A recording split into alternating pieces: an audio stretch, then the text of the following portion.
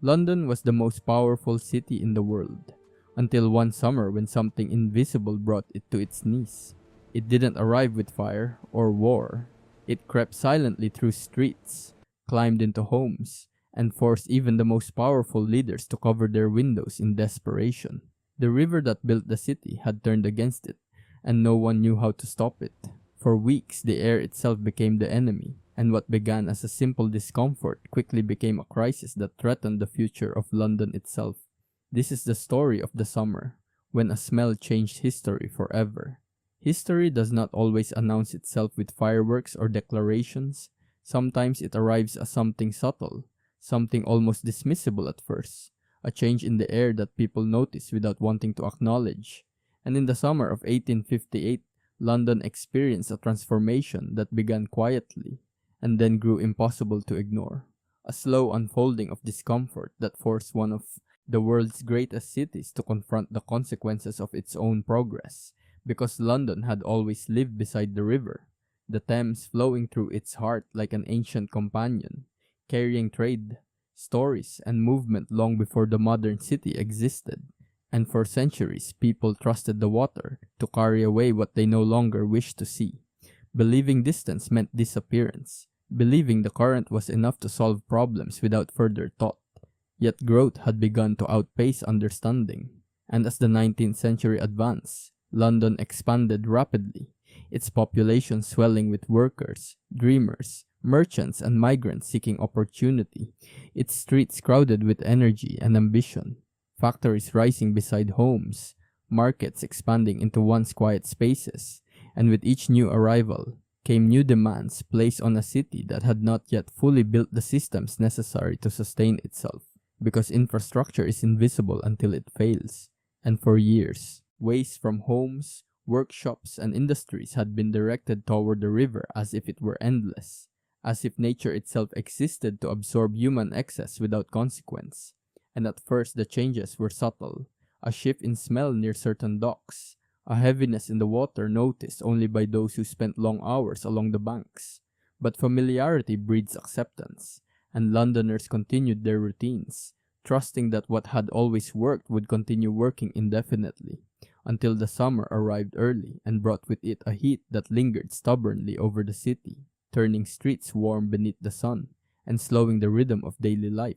And heat has a way of revealing hidden truths, amplifying what might otherwise remain unnoticed, and slowly, an odor began to rise from the river. Faint at first, dismissed as temporary, yet persistent enough to become part of conversation, a shared observation exchanged between neighbors and colleagues, something mentioned casually yet remembered afterward because it returned the next day, and the day after that, stronger each time, drifting through alleyways and across bridges, entering homes through open windows and settling into public spaces with a presence that felt strangely alive, and people began adjusting without realizing it, closing shutters earlier, altering walking routes, pausing mid-sentence when the wind shifted direction, while shopkeepers waved cloths near their doors and boat operators covered their faces as they guided vessels along water that seemed heavier than before, and the Thames itself appeared different under the sunlight, less reflective, more sluggish,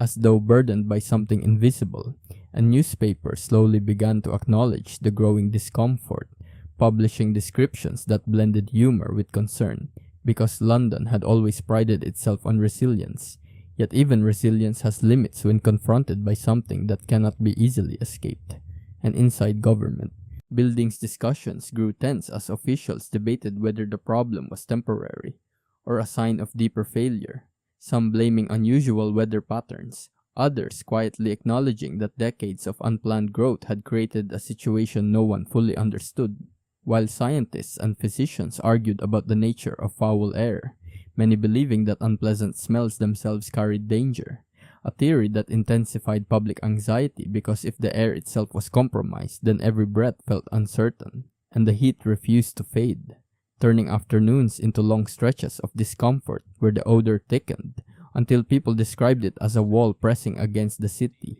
something that could not be outrun or ignored. And members of parliament meeting near the river struggled to focus, hanging chemically treated curtains over windows in a symbolic attempt to block what seemed unstoppable. Yet symbolism could not replace action, and gradually even skeptics admitted the crisis had reached a level that demanded attention, because the smell crossed social boundaries, reaching wealthy districts that had previously avoided the challenges faced by poorer neighborhoods, creating a shared experience that united the city in unexpected ways. Conversations shifted from personal complaints to collective concern, and journalists wrote with urgency, portraying the situation as both absurd and alarming, capturing the strange mixture of frustration and disbelief felt by residents who had always assumed London's greatness made it immune to such problems. Yet greatness without planning reveals its vulnerabilities, and engineers began presenting solutions that seemed ambitious beyond imagination, proposing vast underground systems designed to redirect waste away from central areas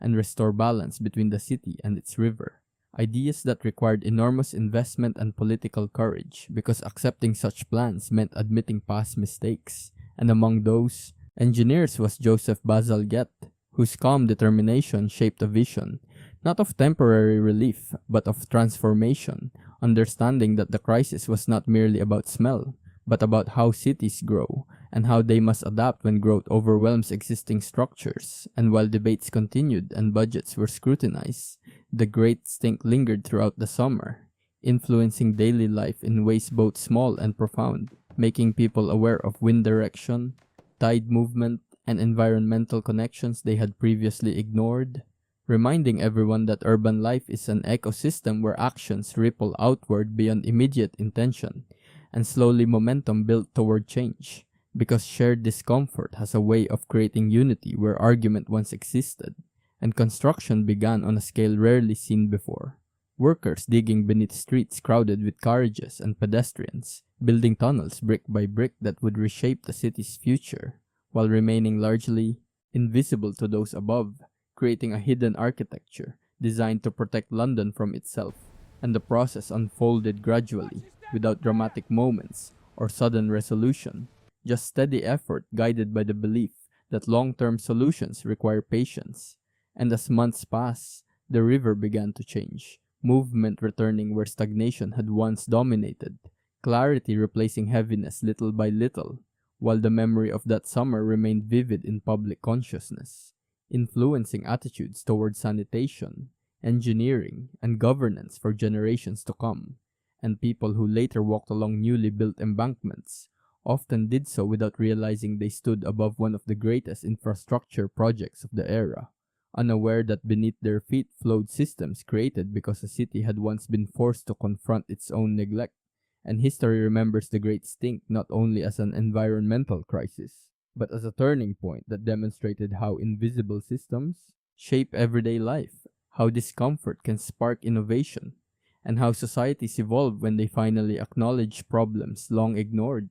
Because the river, like history itself, carries memory forward even when the surface appears calm, reminding us that progress is not only about building upward, but also about caring for what lies beneath. And today, when people walk beside clean water, without thinking about the complex networks that make such simplicity possible, they unknowingly inherit lessons written during that suffocating summer of 1858, lessons about responsibility, foresight, and the quiet moments when cities learn that survival depends not on denying reality but on listening to the warning signs that rise slowly, persistently, until they can no longer be ignored.